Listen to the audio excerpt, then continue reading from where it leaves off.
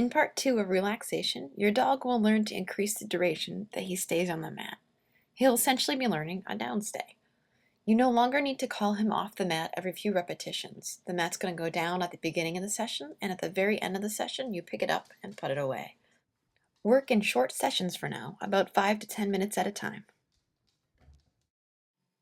At the beginning of your session, put the mat down as usual and begin treating your dog every 2 to 3 seconds. If your dog is staying on the mat at least 90% of the time, you can increase the time between treats to 5 or 6 seconds. Your dog should only get a treat when all 4 of his paws are on the mat.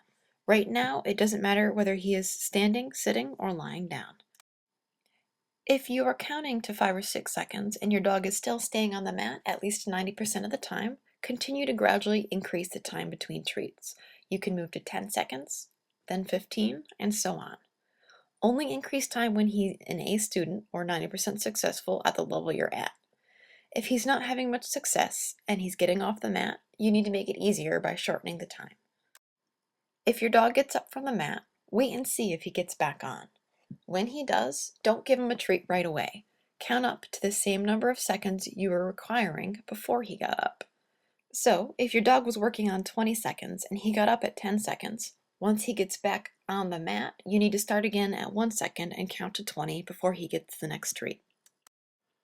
If you consistently give your dog a treat right when he gets on the mat, instead of counting these seconds out again, you'll actually reinforce him getting off and on the mat instead of staying on it.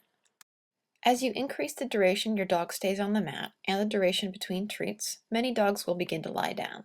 You can help this along. When you put the mat down, your dog should go directly to it. When he does, don't reward him yet. Instead, wait for him to either sit or lie down. When he does, put a treat on the mat as usual. If he gets up to eat the treat, wait again for him to sit or lie down. When he does, reward him. From there, continue reinforcing your dog as long as he's holding his position, gradually increasing the duration between treats. Since the end goal is for your dog to lie down on the mat, you want to start to fade out all treats for sitting and standing until your dog is only being rewarded when he's lying down. As the time between treats gets longer, you can start to use your phone, read a book, watch TV, as long as you stay disengaged from your dog. Continue increasing the time between your treats until your dog can go 1 minute between treats for 3 total minutes. When he can do this, he's ready to move to part 3. Don't worry if your dog doesn't look very relaxed yet. It's normal for them to still be paying lots of attention to you between treats. Here's a quick review of some things not to do when you're teaching your dog to relax that will help you have better, faster progress.